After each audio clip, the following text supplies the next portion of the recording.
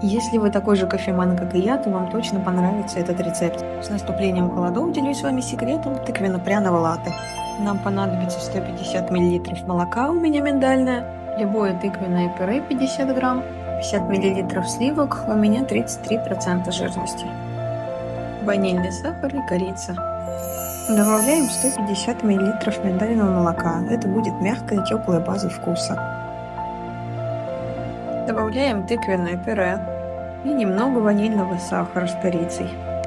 Данную смесь отправляем в микроволновку примерно на 1 минуту. Тем временем готовлю свежий эспрессо. Пока наш кофе приготавливается, мы взбиваем смесь, которую достали из микроволновки. Аналогичным образом взбиваем сливки, и получается густая сливочная шапочка. Вливаем все ингредиенты в любимую кружку. Теперь мы можем насладиться вкусным ароматным латте.